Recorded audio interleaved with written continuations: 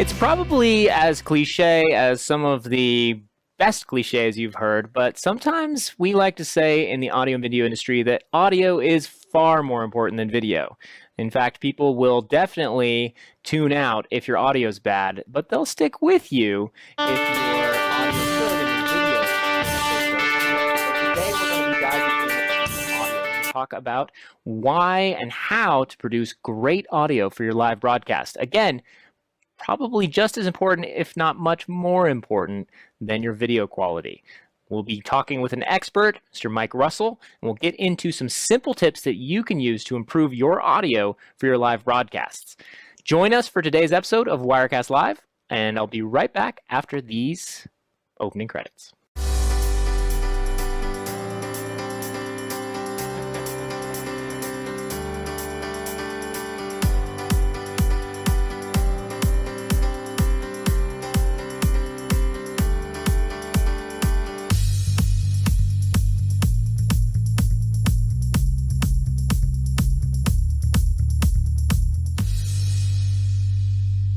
Welcome back to another episode of Wirecast Live. If you are joining us live, welcome. We are live on Facebook, YouTube, and Periscope, and you can join in the conversation at Telestream Wirecast on Facebook or Wirecast Tube on YouTube.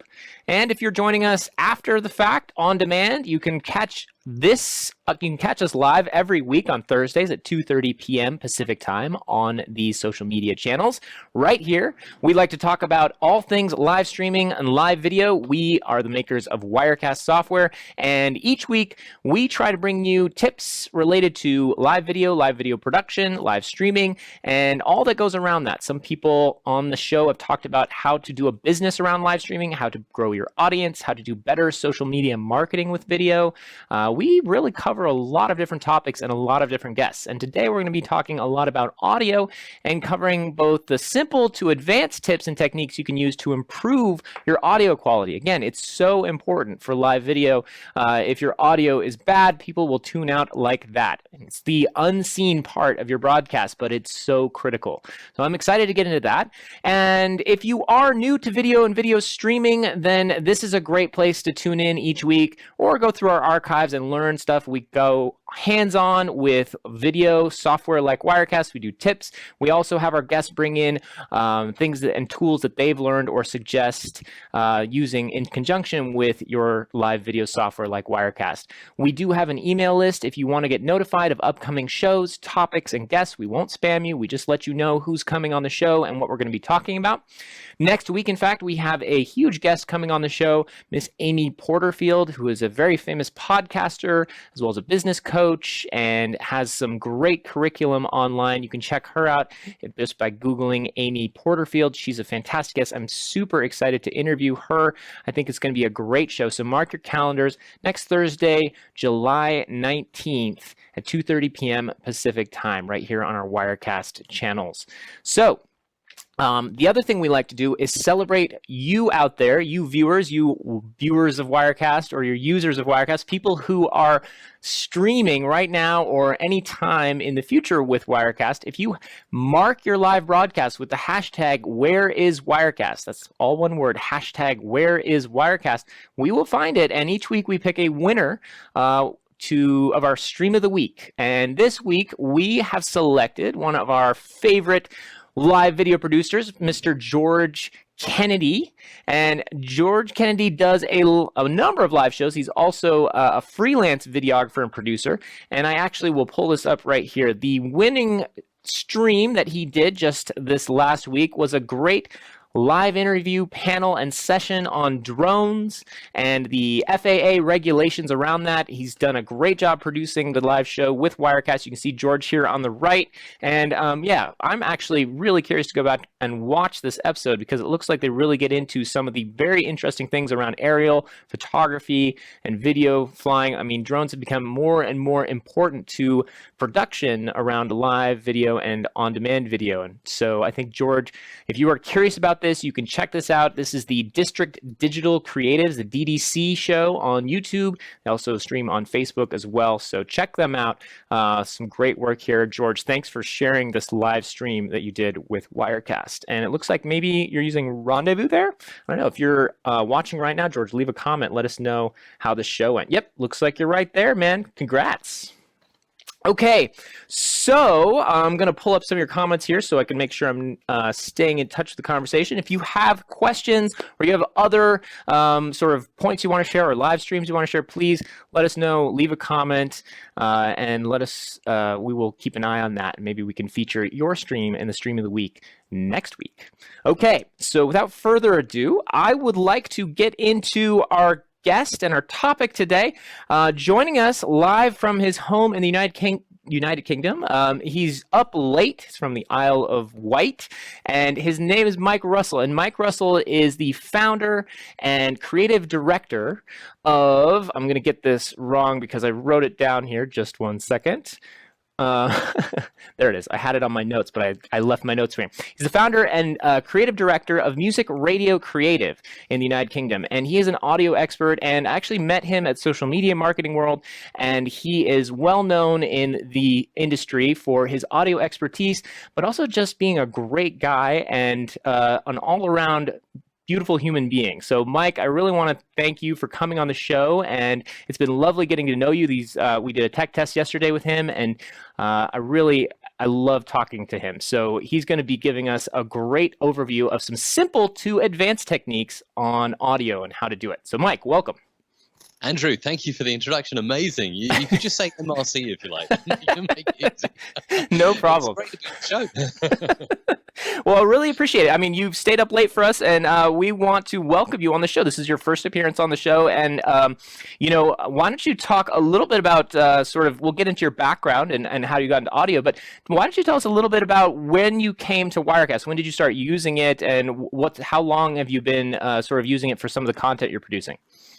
So I think I started using Wirecast when pretty much when it must have been around the time that YouTube was going big on letting you go live and do things live. And then I think I just started Googling around, and Wirecast kept coming up everywhere. So I gave it a go, and it's a piece of software I love. I've been using it you develop it, don't you, with new features all the time. There's not just YouTube now. There's Periscope, like you mentioned. There's Facebook Live. It's just fantastic what you can do. Yes, there is. And, if you came on when YouTube came on board, I honestly think YouTube doesn't get enough credit for sort of leading the pack amongst the major sort of social networks and sort of, social media channels out there for bringing live there. I think they really did innovate, and they continue to push the envelope. And I think they were really the first major partner of Wirecast. And we actually made a version of Wirecast just for YouTube users. So I think if you came on back then you've been doing this a while.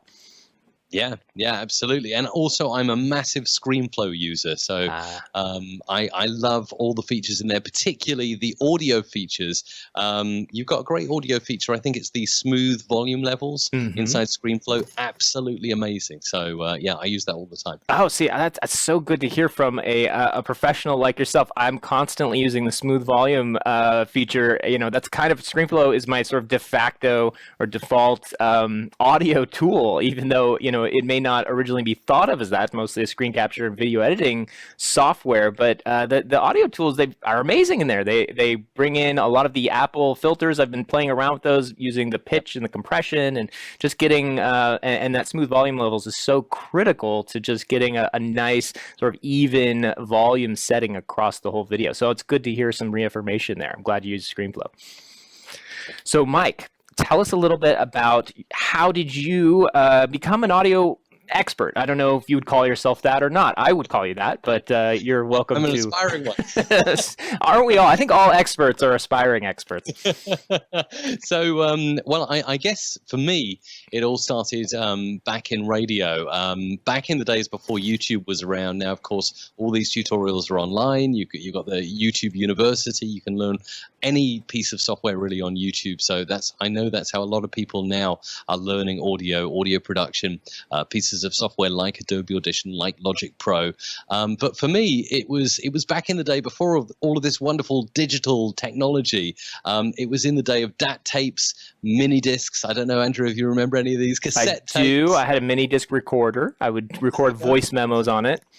There you go. Even vinyl, even queuing up vinyl. When I first started in radio, I am just about old enough to have been playing vinyl on the radio, and you had to kind of take it and you had to take it back a sort of quarter of a turn, and all of that stuff. I kind of miss that stuff. I think it's coming back with some of the plugins now, the kind of retro sound, but that's where it all started. So I started in a radio studio with a mentor of mine. Well, I'm privileged to have had a few mentors over the years who have really helped me to develop my style. But yeah, it's all learning sort of there in a studio, just tweaking knobs and doing it with analog gear, and then kind of moving into, I mean, when Adobe Audition wasn't even Adobe Audition, when it was Cool Edit Pro, just seeing the wonder of multi-track mixing. And you can do that in ScreenFlow. You can mix multiple audio sources together in there, and in Wirecast as well. You've got the opportunity to bring in audio from everywhere. So it's just amazing. You can do this now all inside a computer.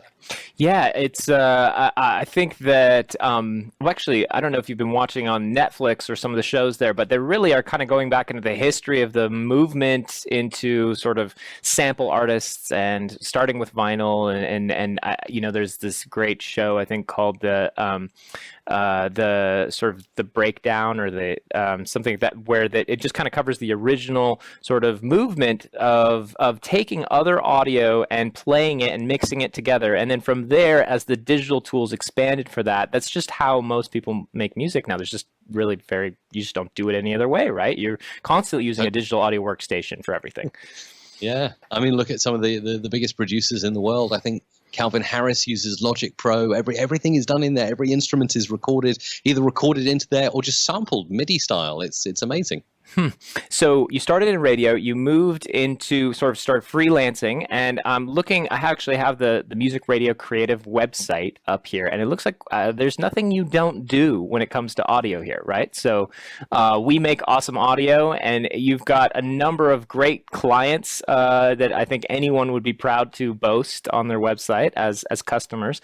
And so you write songs, you produce, you do podcasts. What types of work do you do, and maybe what parts do you really enjoy most of the types of audio work that you're doing right now? That's a great question. So we do everything from voiceovers. So we work with over 100 different voiceovers from around the world.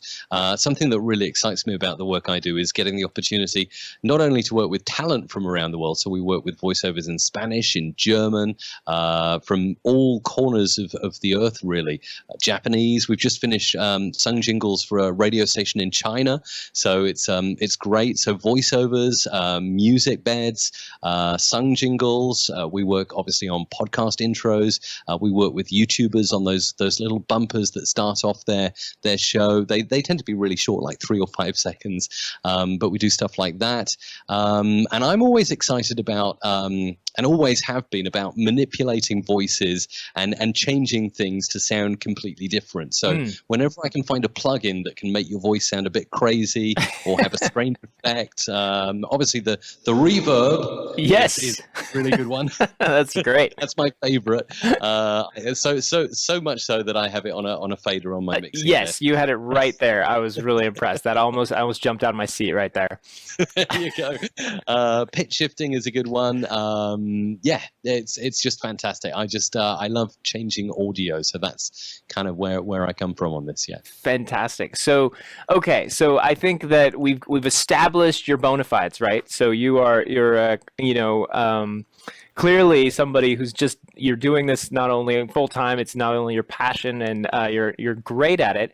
Let's talk about, specifically, our audience is very interested in when audio meets video, and particularly in the live area of production. Now, some people use Wirecast for recording to disk, and then they upload the videos later, but sometimes what saves them time is the fact that it's all produced on the fly, and you can get a very high level of production, just like we're doing now, and not have to go back and assemble it all in a nonlinear editor. It's basically, they're kind of live to tape, and then they can just do some minor cleanup cuts and edits and then post it. So in that sense, you really have to do a lot of the legwork up front. You have to set your microphones. You have to set your any audio compression or filters that you're using.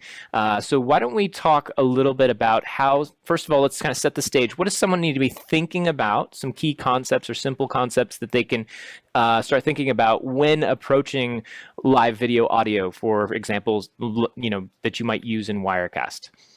Well, that's a great point, Andrew. So if you are recording live to tape, live to drive, as it were, the first thing you want to make sure you're doing is getting all of your audio levels consistent. So you're not having to go through and use a compressor or some kind of mastering tool to sort of bring up the quiet stuff and push down the loud stuff.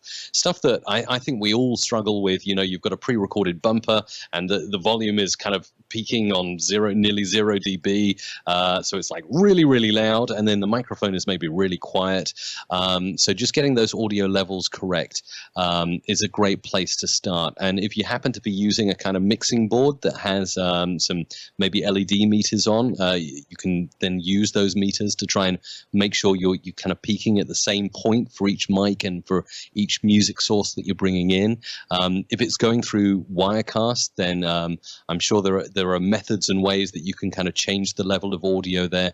So that's important. And also to make sure that you're getting the audio sounding really good at source, because the last thing you want to do is have it all recorded to drive and then notice there's a huge hiss or there's a big extractor fan or something like that going off in the background, having to do that post-production, which you can do, and it does work and it will improve the quality of your audio. But if you can change these things while you're recording and make your life easier, then highly recommend it. Definitely consider introducing hardware into your chain as well as using the software, which is absolutely fantastic. I have a mixing board that I absolutely love for live. It's the Soundcraft Signature 12 MTK, and it has 12 different channels on there. So I can mix everything and tweak the levels on the fly. I can kind of fade up and down music if I'm talking over intros. I can, as I demonstrated earlier, I can bring in reverb and other effects. Okay, let's stop right there. The Soundcraft, what was it? Signature 12 MTK. Okay. They do have a couple of other versions. There is the Signature, well, it's overkill, the Signature 22. So the Signature 12 has 12 channels, the 22 has 22. That's right. It's the first thing you learn in audio with boards and stuff. Typically, the numbers denote inputs or outputs often. Exactly. Yes. So let's look at that real quick. I've got that on my board here, and it looks pretty great. Looks I've got it on my screen here. So this is just a handy to have on the desk next to you, and usually something you want to feed your mics in before you're going to your software, Wirecast or something like that. Very much so, yeah. And I would say I would highly recommend something like this for live streamers. You can get something much simpler, like a bog standard audio interface with a couple of inputs. But with this, you have more fine-grained control. As you can see from the pictures you're showing there on the screen, not only does it have faders, so you can physically fade up and down music and bits like that, it's got EQ, which means you can brighten the treble or the bass on your voice. So the EQ, just for novices, this would be these green and blue buttons in the center or up here? So they're just above green and blue buttons. Okay. They're the gray ones buttons. Here. Yeah, got it. And that's treble, mid-range, and bass. And what that will do is it will increase different or decrease different frequencies in your voice, so you can kind of get your mic sounding good. And it's a brilliant thing to do, again, before going into the software, to use a piece of kit like this that can make you sound just a little bit better. Okay. So yeah, it's fantastic. I love it. And you recommend, and I heard this, you said close to source. This is something a lot of audio engineers I've spoken with. It's a concept that I've begun to sort of understand a little better, which is basically like if you're going to be adjusting things like gain and volume, and like you said, the EQ or equal, and that's short for equalization. Equalizers? Yes. Okay.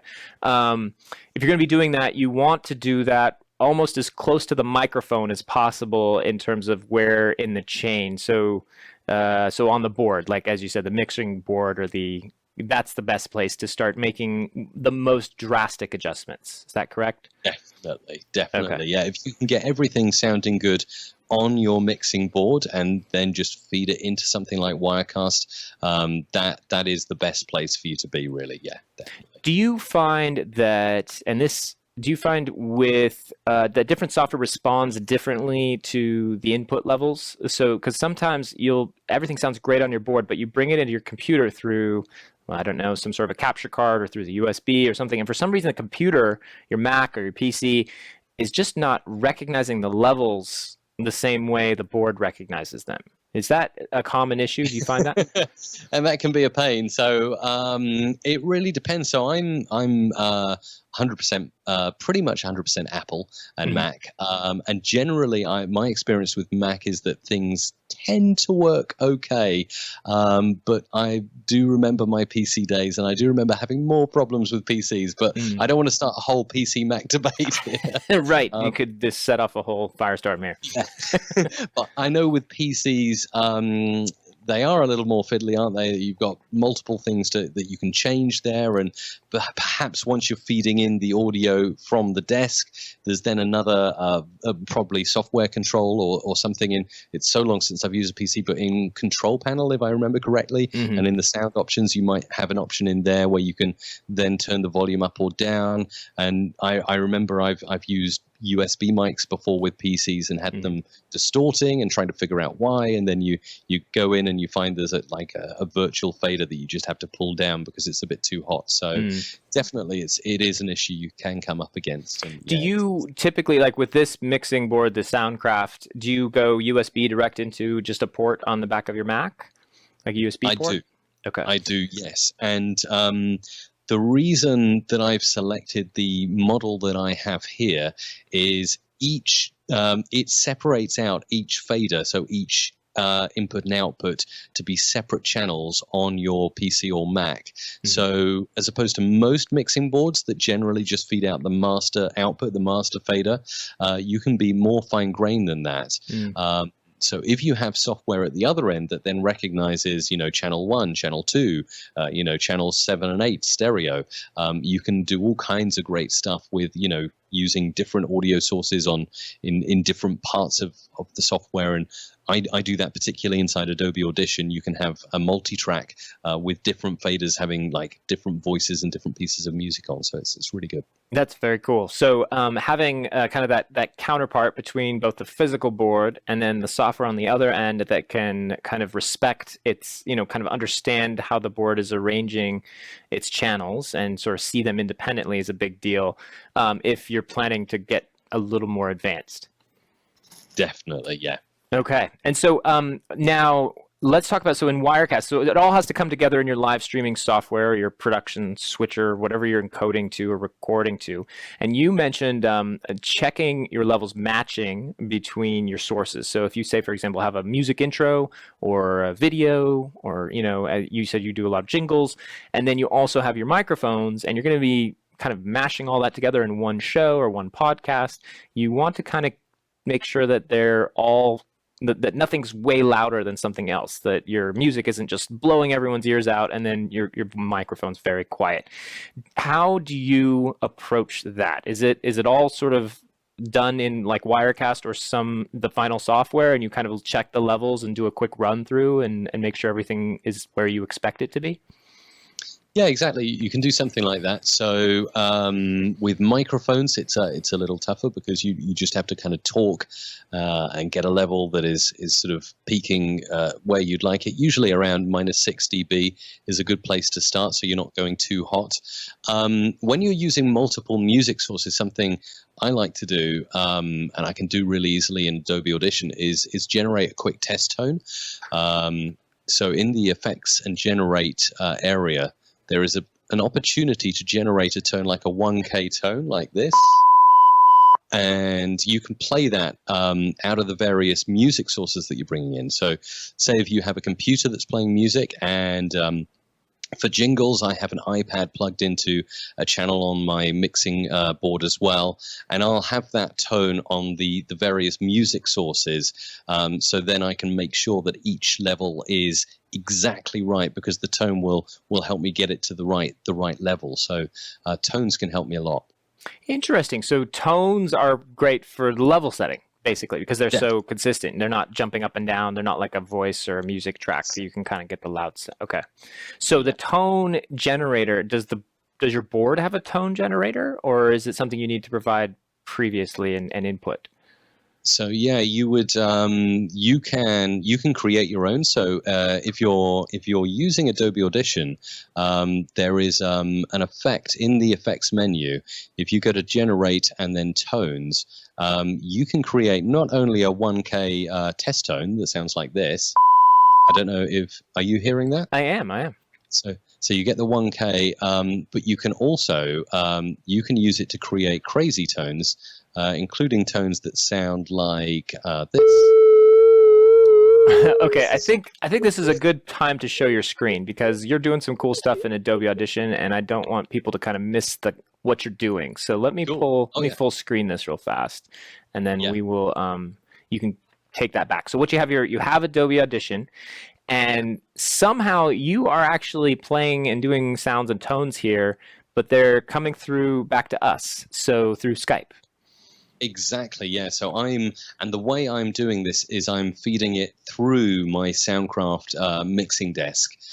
So what I've got set up when I'm talking to you, Andrew, right now, I've got a mix minus set up on this desk, and what that means is that you are just receiving the channels that I choose to send through an aux send on my desk. So I'm sending you my microphone, and I'm also sending you the output of Adobe Audition, but I'm not sending you your my own audio, essentially your audio back. Otherwise, we'd get that feedback loop. How are you outputting sound from Adobe Audition into the board? Is it a physical cable coming out of your headphones, speak output from your computer, or is it just coming through the USB sort of two-way communication between the board? That's an excellent question. So I can actually show you. So again, this is another beauty of the board that I use. You have the ability to route audio in all kinds of different places. So if I go into the Audition CC preferences and I go to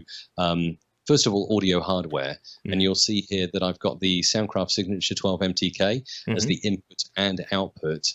And then when I go to for folks, there you go.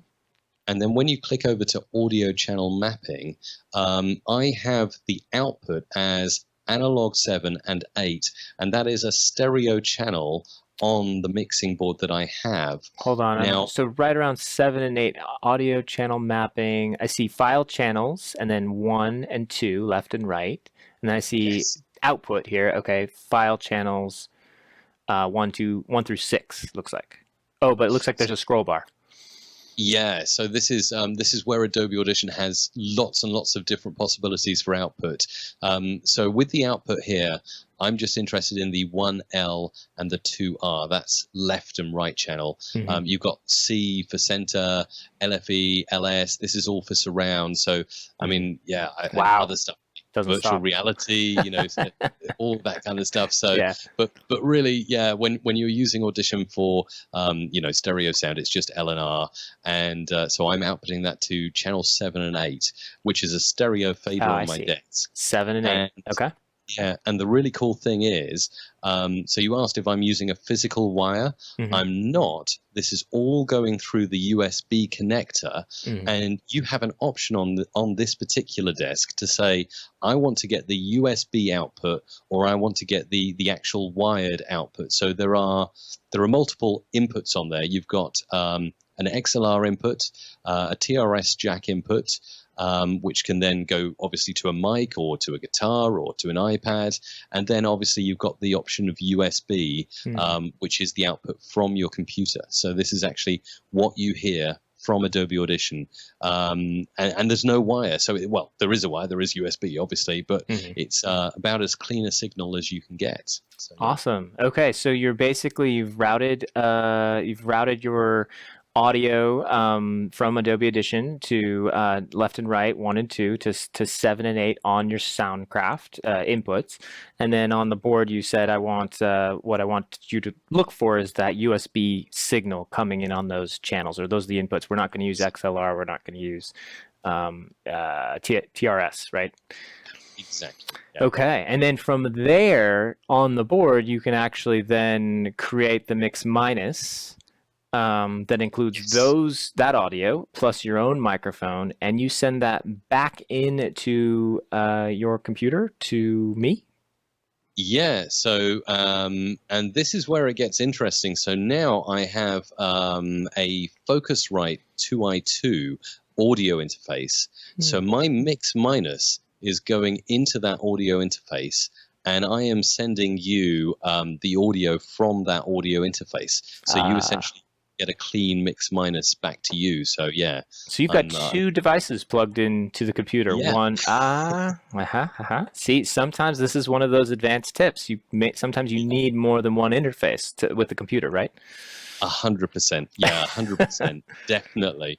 And yeah, I highly recommend it because yeah, I do all kinds of crazy stuff. Like I have when I work over in Logic on music and MIDI stuff, this is all going through my my audio interface. So I'm not using the mixing desk at the moment. So that is coming out on the same channel as you. So you wouldn't be able to hear this, but at least I know where everything is routing. Right, and what right. You can't hear, because it can get really complicated. Yeah, I imagine. And yeah, it's definitely stuff that you have to play about with a little bit. But do you find that different applications compete? Like Skype tries to grab a channel, or if there's an order of operations, sometimes you have to open, Logic before you need to open Premiere, or sorry, Audition, or you at least need to set up the interface that they're working with before you open the next application, and then otherwise things might get muddled, or they might grab a signal or an interface and monopolize it.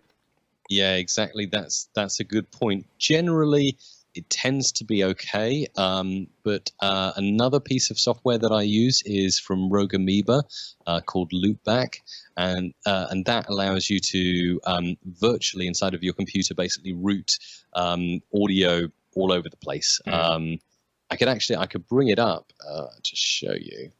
Loopback. Yeah, we used to use Soundflower, but I'm not sure Soundflower is still often used. That's right. Yeah, I used to use Soundflower, so that was a really cool project. I'm pretty sure if I remember correctly, that was like an open source kind of thing. Yeah. And I think what the Loopback, the Rogue Amoeba people did is they somehow got the code and said, okay, we're gonna take this on now and develop it further, and they kind of pretty much integrated it in.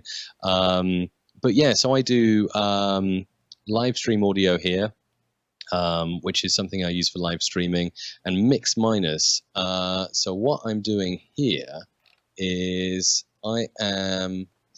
This is not something I'm using when I'm speaking to you, but this gives me the opportunity to route just like a single microphone to people and things like that. So yeah, it can all get quite complicated though, Andrew. So I imagine, yeah. Yeah, we should. I don't want to bog people down too much, but I mean, think people are beginning to kind of maybe. I think the key takeaway here, if this is sort of seems confusing to you, and it is confusing because even Mike gets confused. I get confused. Obviously, Mike, you've been doing this a lot longer than I have, but everyone always asks me, what's the hardest part about live streaming and doing a studio? And honestly, it's the audio routing. It's figuring out the mix minuses and who needs to hear what, and then putting it all together. And sometimes you're creating 2 or 3 or 4 or 5 different mixes for different purposes. Deborah Lee needs to hear something different than what I need to hear, and the audience needs to hear something different than what Deborah Lee or me need to hear, right? So it can get quite confusing. But having these tools like this, like Audio Amoeba, and knowing that you may need more than one interface, having a mixing board, but also remembering you might need something like a Scarlett Focusrite or another USB device that can go into your computer and then go somewhere else, can be very helpful because you need multiple tools to tackle this problem. Totally agree. Yeah. So you were talking about tones. So I actually want to go back to that. So you were generating some tones and you were saying that they're very great for audio level setting. And it sounded like one thing you recommend is not necessarily using your software like Wirecast. I mean, I would expect sort of an audio engineer person like yourself to kind of run everything through the board. And so that way you have your control and everything right there, your faders, and you can make adjustments much faster on the fly. But you're actually inputting, jingles, music, and everything through the board with your mic, so you can kind of have it all in one place right there. And then you feed the master out to your live broadcasting software. Is that accurate? That's exactly right. Yeah. Okay. Yeah. So that helps you set your levels. So why don't you go back and show us how you generate those tones you showed us how you routed them into the board. Now you can actually show us how you generate them into the board to kind of set your levels and kind of the types of things that you think are helpful for people trying to set level. You said around -6 dB. Yeah, that's a good starting point, and I'll show you actually how that would work inside Audition. So first of all, if you go into the effects menu here and then generate, and you go to tones, you'll get this control panel up here. Now, there are many presets here, but the best one to go for to start with to get a good tone is actually the default one, and that will generate a 440 hertz tone. I usually like to put that to 1000 or 1 kilohertz, as that's kind of the standard test tone, and it sounds like this. And as you can see there right now, it's peaking at around -18 dB. Sorry, where was the peak? Right here, was it on the volume?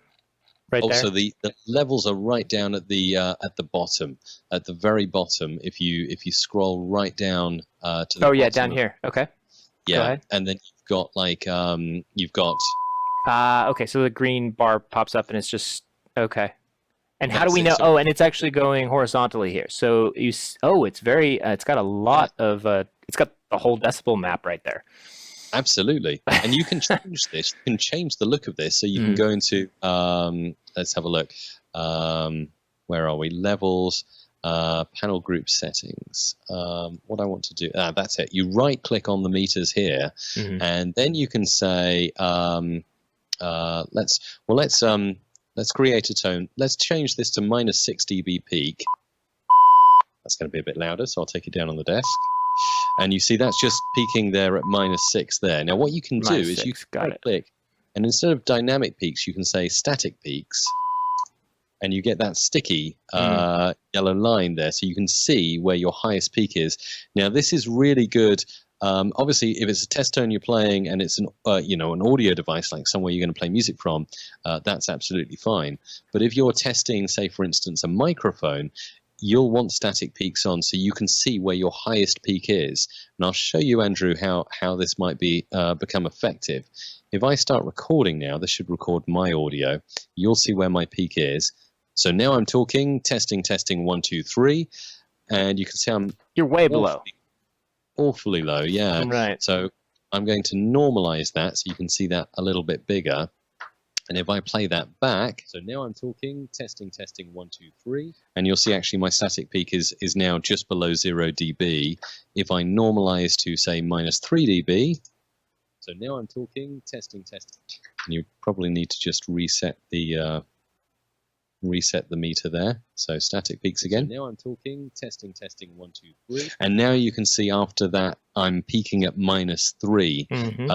So the idea is there, obviously you'd want to peak at -6 with a microphone.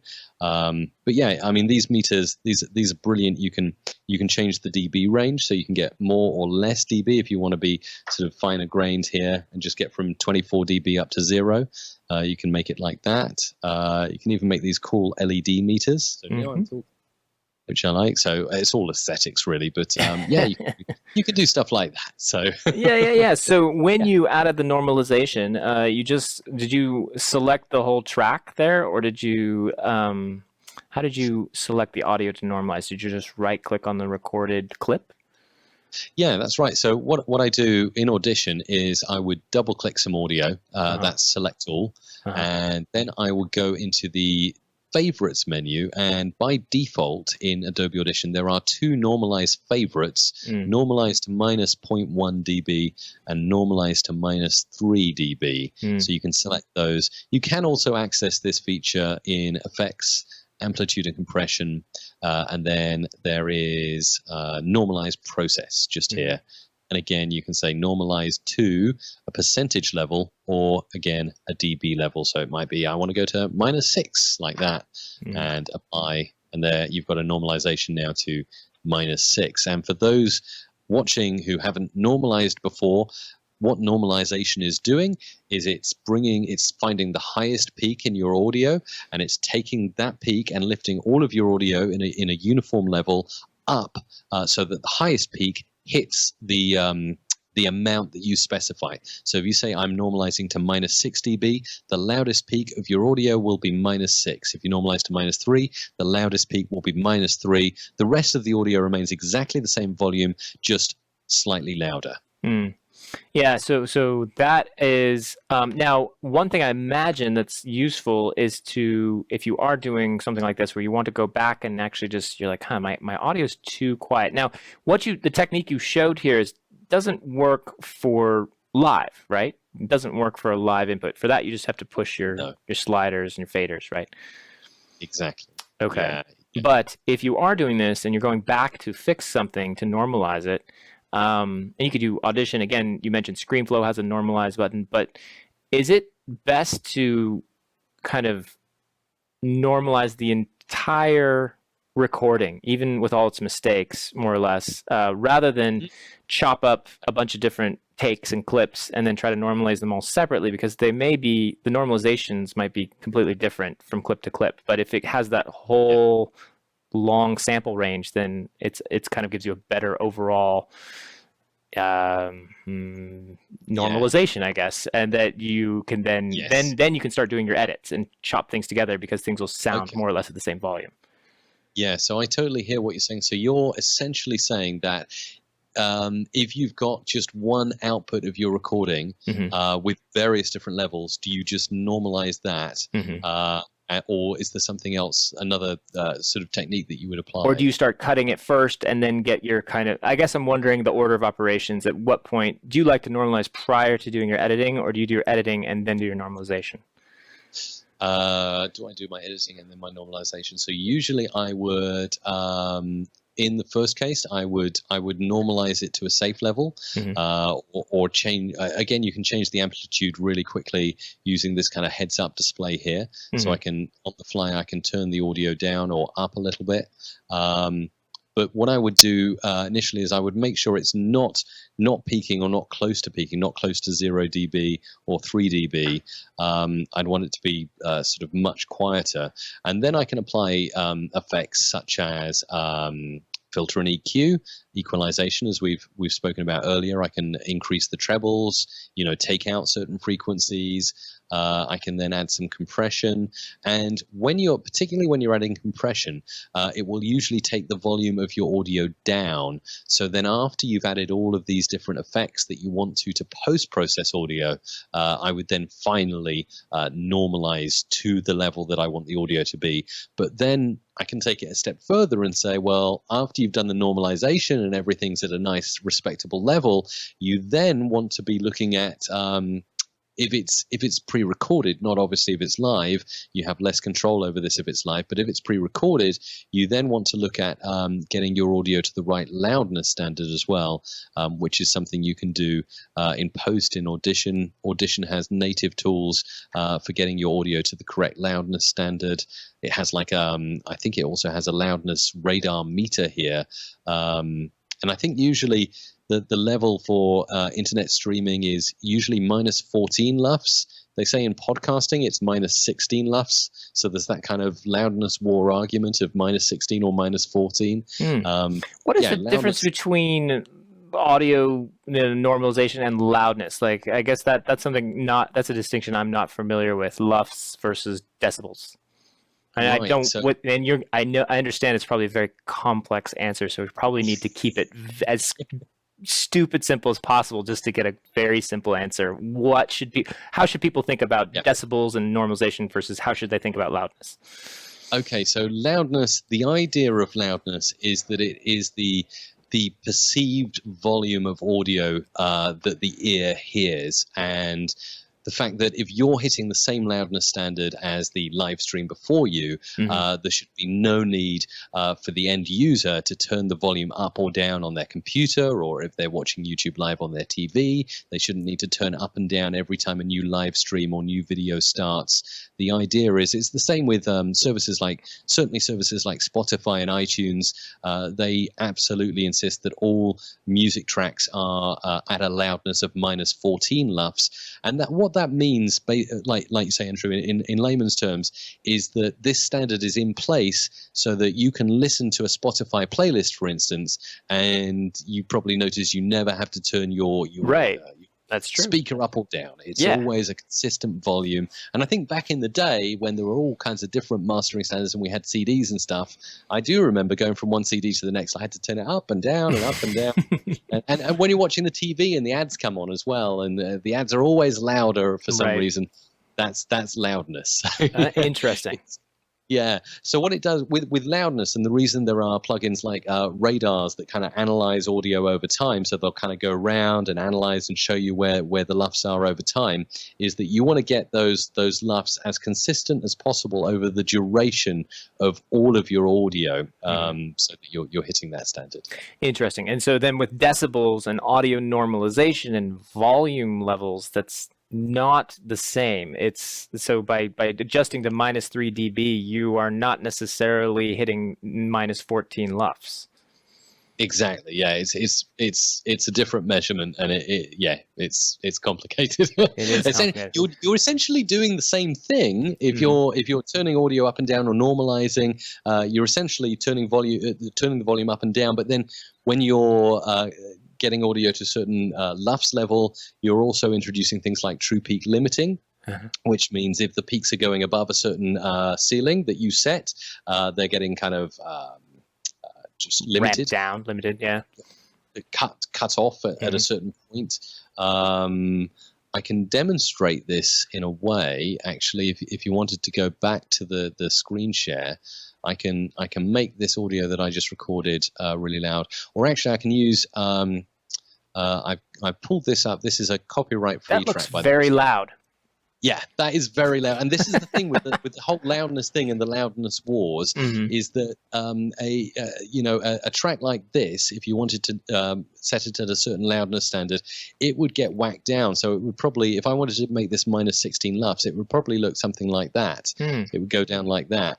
Whereas if you had a piece of classical music with lots of dynamic range, it would probably stay, the peaks would still be quite loud, because again, the perceived loudness of a really compressed dance track, it needs to go down in dB, as opposed to a piece of classical or jazz music with dynamic range. Interesting. So yeah, I can show you. So it almost sounds like an average across the entire waveform versus, say, the true peaks and the true valleys, right? Which is normalization is more towards that. It's closing the gaps between the dynamic range maybe, and then the LUFS maybe looks at the whole piece and says, okay, what's the overall sort of general level of loudness, perceived loudness? Exactly. Interesting. Yeah, that's a good way to describe it. Yeah. Okay. I think I understand it a little better now. So so what are you doing? Did you want to show something here, or should we move on? Yeah, I will. Yeah, if you want to stay on loudness, so I can show a visual plugin that I use from FabFilter, which is the Pro L2. This will what this will do. So say if I say I want minus 14 LUFS for streaming here, and I play this piece of music. This is copyright free, by the way. It's from Epidemic Sound, so it's you won't get any copyright infringement for me playing it. Yes, although Facebook and YouTube are sometimes not always savvy on which ones are royalty free. They tend to shoot first and ask questions later. But hey, we'll just give it a shot. Just go for it. We'll see what happens. The audio off, and I'll give you just the because really what I wanted to show you is the visual display. So I'll play this audio. So this is a dance music track, and as you can see, it's hitting minus 10 LUFS at the moment. And we're seeing that on the right here. Okay, this over here, minus 10 LUFS. Got it. Okay, I put my mouse about where it's hitting.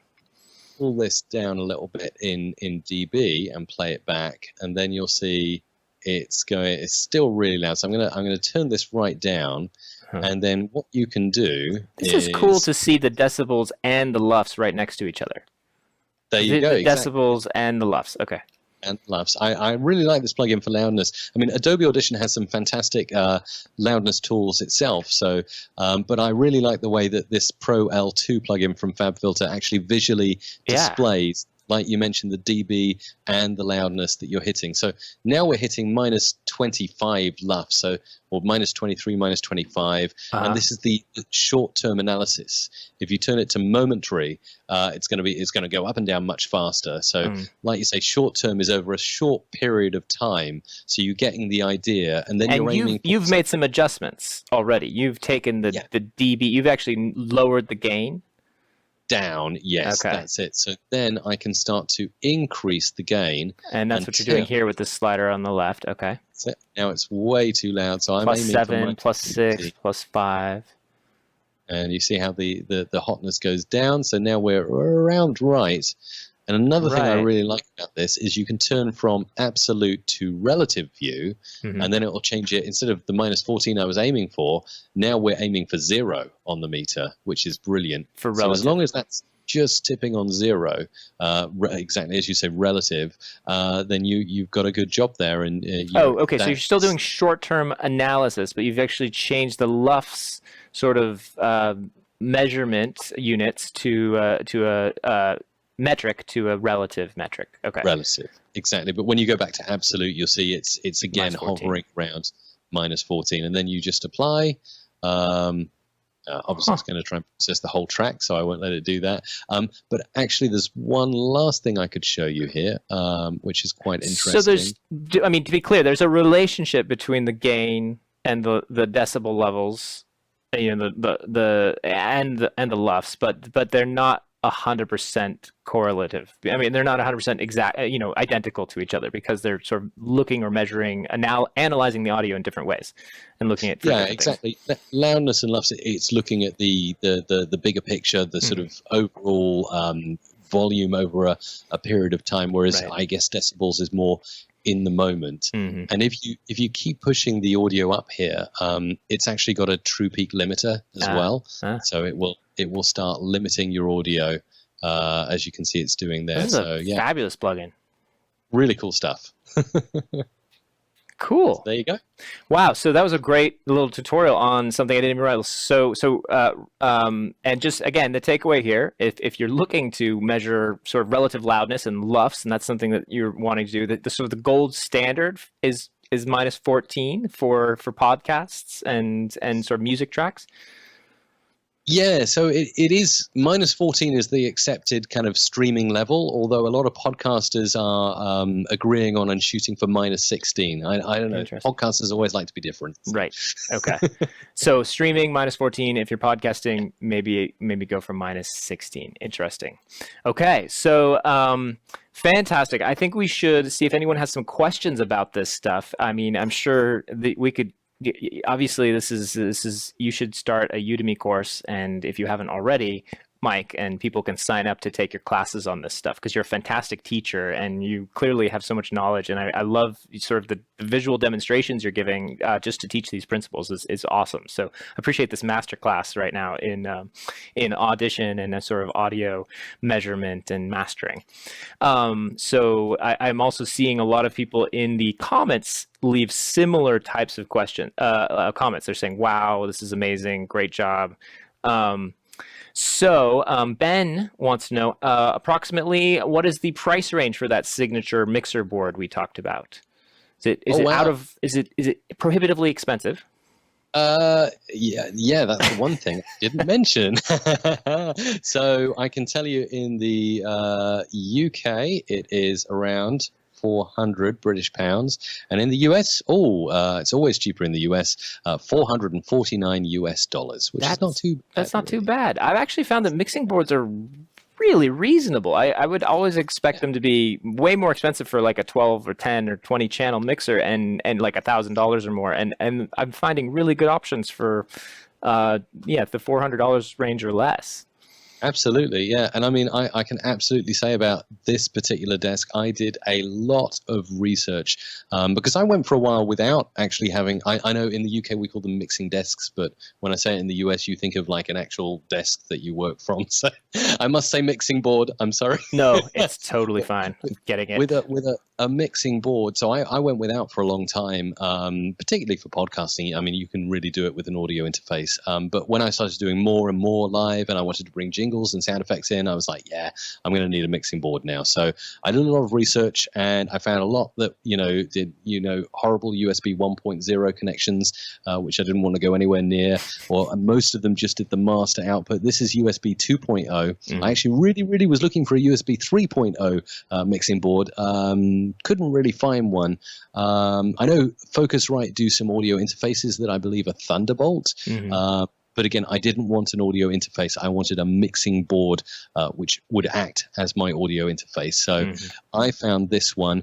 I can say there is the Signature 10, by the way, which is $299 US dollars. That also has USB, but I'm pretty sure, as it's not MTK, it will just be master output. But if you're live streaming, that may be all you need. So that's another one to consider. And then the further note down, and you notice there's a trend here with Soundcraft. I'm in love with Soundcraft. I've used all kinds of other desks. I've used Behringer before, but I don't know. I've just always found that the channels seem to be really clean and nice on every Soundcraft I've ever owned. A level down if you wanted to kind of, this is more for podcasting. I've not used this model, so I can't absolutely say that you should check it out and use it. And again, they've got knobs instead of faders, which I really don't like. But it might be all you need if you just got a couple of inputs and you want to podcast or something. Then you want to look at the Soundcraft Notepad range. And right bang in the middle of that notepad range is the 8FX, and that comes in at $129 US dollars. And I think it's got about 8 different channels on it, and it's got an effects board, so you can do cool things like this. Just cost you $129. So yeah. That's cool. So a range of options there for you. Obviously, Sure. Soundcraft fan here, but I think they're great, and I think we had a Soundcraft here in the studio a while back. Right now we're using an Alto. We also use a lot of Tascam because Tascam sent us a bunch of great interfaces, which we like and work great with. And one of the nice things about the improvements we made in Wirecast last version was that same thing, to respect multiple audio channels coming in at the same time. So I assume Wirecast should be able to take those independent channels directly from your Soundcraft. So and should see up to 16 of them, I believe. Absolutely, yeah. If Wirecast is recognizing all the different channels from an audio interface, then you're going to have an absolute ball with the MTK range of mixing desks, mixing boards. That's brilliant news. Yes, should work. So you get back to us, test it directly, and let us know. And there is some compression and some basic filters and effects in there that you can play with in the Pro version, which you can apply to the different channels. One thing I'm noticing in the comments here is George and Greg are talking a lot about sort of rendezvous and different boards and MIDI controllers and the way they do that. But one of the interesting points that George brings up is that at the moment, when you want to bring in multiple guests like we're doing right now, it can be a challenge to break out their audio and adjust their levels independently.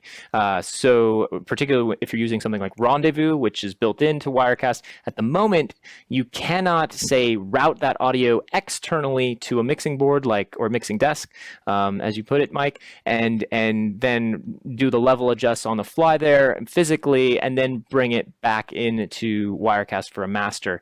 What you have to do is use Wirecast sort of internal, very kind of basic gain controls, and you can push and adjust things. But once again, it goes back to that principle, back to the source. I think you definitely want your guests, and maybe do a test or two to try to have them work with them to do some sound tests and make sure that they dial in their audio levels as close to possible to each other, and you can kind of master or sort of make them equal in Wirecast. But if bad audio in, there's not much you can do on the other end of it to improve much. Most of the sort of improvements you can make will always come with working with them at their end to try to make sure their microphones and their levels are good and sound good coming in if possible. Yeah, no, totally. I mean, there is, I mean, if you have equalization on your mixing board, then you can definitely sort of tweak a little bit. If the mic just, you can't do much really if there's like horrible background noise, but if the mic just sounds a bit flat or it doesn't sound very good, you can just bring up maybe the treble a little bit, or if it's boxy and muddy in the bass, you can like throw a little bit off. Another cool thing to look into, and I know, you know, particularly in the age of, you know, computers and VST and AU plugins, we're getting away from hardware. You can like throw like a preamp or a processor, an actual analog thing in the chain somewhere, and you can start like, you know, tweaking EQ that way. You can add real-time compression on that way. This actual board that I use, it has an inbuilt DBX limiter on some of the channels. So what that means is if I shout really loud and I have the button pressed in for the DBX limiter to be active, it's going to limit me, as you've seen. I was demonstrating on the plugin just a moment ago. It will just stop those peaks distorting essentially, so it cuts distortion out the chain.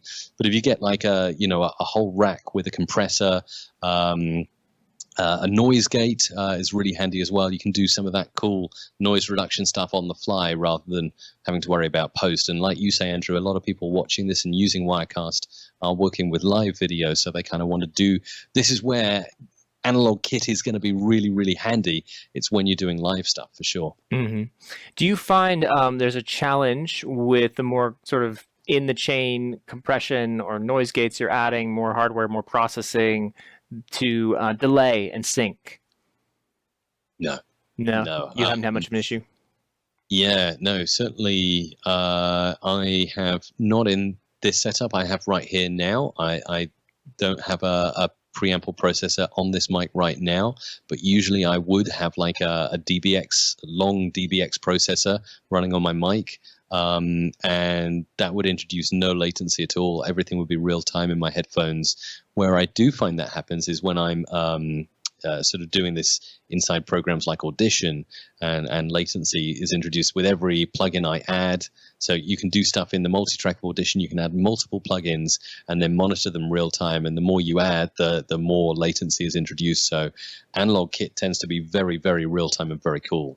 That is cool. Okay, so let's try to wrap up. I have a couple other comments here. I think maybe we'll talk about. But here's just one from George. He says he's currently using the Sound Devices Mix Pre 3 to help get clean audio. They have built-in delay and mix minus. And let's see, Greg saying he'd love to see peak setting in Wirecast meters. Greg, you may want to play with the Wirecast Pro audio effects plugins. I believe there is a peak and a limiter in there you can use, so you can try those. But of course, as you mentioned, Mike, there's analog audio you can use. Again, going back to that Wirecast rendezvous comment, you will not easily be able to break out your guest audio into an analog chain and bring it back in, or do adjustments outside of Wirecast other than kind of just the gain and that kind of stuff. So if you really, really want total independent control over guest audio, then you need to set up something similar to what we have here, which is an actual separate machine that's managing your call and your call audio, something like the Skype TX machine we're using, which can break out each guest and each call into its own audio and video, and you can route that through your board and then manage whatever you want there before it comes into your Wirecast software, which is what we're currently doing with you, Mike. You are coming in on our Skype talk show machine, and then we can actually make adjustments to your audio both in our Skype TX software, or we can make adjustments to you on our Tascam board and brighten or add treble, whatever we want to do. Not that we need to do anything with your audio, because it sounds wonderful. Oh, that's cool. You have a really cool setup there. Then you've got really cool stuff. Yeah, if you can separate the processes out a little bit and sort of make different links in the chain. Now, we do find that does add some audio delay issues. Like obviously, in order for you to see our mix return here, our program mix, where you can actually see when you're on camera and see what the guests or sorry, the audience is seeing, Mm. we need to send you a mix minus that's a little ahead of when this sort of composited video output hits your eyes. So you were probably hearing me before you're seeing me. So I bet that's a little off-putting. I apologize for that. But Yeah, your mouth isn't quite moving, no. nor is with the speech. Yeah. So that's unique to you because it's the return. But as far as where it all meets together in Wirecast and gets pushed out to the audience and should be incorrect in sync in general. But yeah, that's all sort of stuff you get into as you start messing with stuff. Okay, so Mike, where can people do you teach classes on this stuff? Do you have? I know you have a lot of YouTube videos. I've watched some of them; they're great. Do you have any formal ways of for people to kind of learn more about this from you or interact with you? Yeah, so I mean the main place that I would suggest people to go to is always my YouTube channel. Everything is free on there at youtube.com/music radio creative. I say it's all on the screen. That's pretty much where you go to, and then from there, if you like what I do, there are various links out to obviously our website where we create jingles and great audio stuff. Anything that's audio will do it essentially, and I do provide a small amount of one-on-one coaching during the month. So if you're interested in that, again, just reach out to me and I can let you know more about that. I want to pull up your YouTube channel so folks can see that. This is a fantastic YouTube channel. You've got a ton of awesome videos here covering everything folks might want to know about audio. It looks like you have some fantastic Adobe Audition tutorials. You cover microphones and you review them as well as fixing distortion. I mean, really great stuff. So Mike, this is fantastic. It's such a great resource there. And again, reach out to Mike if you have questions or watch these videos if you want to learn more and sort of polish your own audio for your live broadcast. This was fantastic. I appreciate the deep dive. And again, we don't hold back on this show. We go deep in, and there was some complicated topics that were covered, as well as some basic tips, I think, for folks just learning to level match, learning why a mixing desk is kind of important to have at your fingertips, literally, and why it should be called a mixing desk and not a mixing board. But a mixing desk, it sounds like something you'd use in the kitchen. It really does. Really does. Really. So thank you so much, Mike. This was great. We will have to have you back on to talk more and maybe dive into some more specific topics. I don't think we even got to half of what we wanted to talk about today. We're just scratching the surface, Andrew. I mean, I could go for hours about this. We covered loudness and dB and test tones and bits like that, but I could do music remixing to match the length of your video, creating music beds for your video in Logic. I mean, there's a ton of stuff. So yeah. Yes, and podcasting. I really want to talk about that. I want to see your sort of mastering process for taking a live show like this and then turning it into a fantastic podcast that people can listen to. And we didn't even touch on echo reduction and noise reduction and all those artifacts in post. So Yep, there is a whole can of worms we can dive into, and I think we should do it. So if you're willing to stay up late again a few more times, I think we should have you back on and let's talk about some of those interesting topics, because obviously you can tell I'm just a novice. I'm just barely proficient at this stuff, and it's so fun to have you on and really ask questions because you know all the answers right now. I'm so happy that you came on to share them with us. Sounds good. Really looking forward to the next time. All right, Mike. Take care. Look for Mike at Music Radio Creative. You can find the website. There's the YouTube channel. You saw the contact information. Let's throw that up one more time for people to view, and then we will sign off here. And so long and good night to you, Mike. And we'll see you next time. Thank you. All right, guys. That was Mike Russell from Music Radio Creative in the United Kingdom. He is a lovely person and a real expert when it comes to audio production, audio craft, and you can see just how much he knows. And it was so cool of him to share his screen and jump in and do some on-the-fly tutorials with that. I hope to have him on again soon so we can talk more about that. If there's particular areas that you would like to learn more about, any of those topics around audio that you want more information about, maybe Mike and I can set up some cameras, some external cameras, and actually look at how the board is sort of arranged, how he maybe kind of adjusts things and talks about, a mixing desk. Maybe just an overview of that would be helpful. If you have other ideas like that or things you'd like to see on the show around audio, please let us know. You can always leave a comment on Facebook or YouTube, or tweet at us at Wirecast, and we would be happy to take that feedback and bring it into the show. I want to say thanks to all of you, the viewers, for making this a fun and participatory show. Thanks for leaving your comments and questions. And again, I want to say thanks to our partners who also help us make this possible. This show would not be doable without all of the equipment. As we mentioned, the Skype TX machine is critical to our workflow and how we bring in guests and adjust their audio ahead of time. And there, of course, are many others, including Archon Mounts. Aaron Roth, I see he joined us earlier on the Facebook stream, and others. So thank you again. We will be back next week, same time, 2:30 p.m. Pacific time.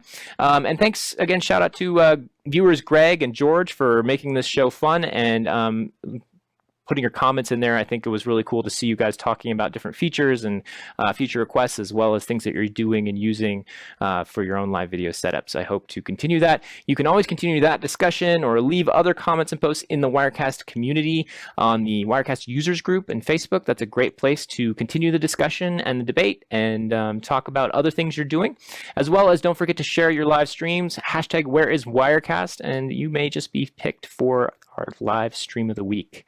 And we will see you next week with our live interview with Amy Porterfield. Should be a very fun show. We'll be putting out more information about that soon, and we'll send out an email to our email list letting you know what is going to be covered and what she's going to come on the show and talk about. I think it'll be a fun show. So mark your calendars for next Thursday, July 19th, 2018, 2:30 p.m. Pacific time.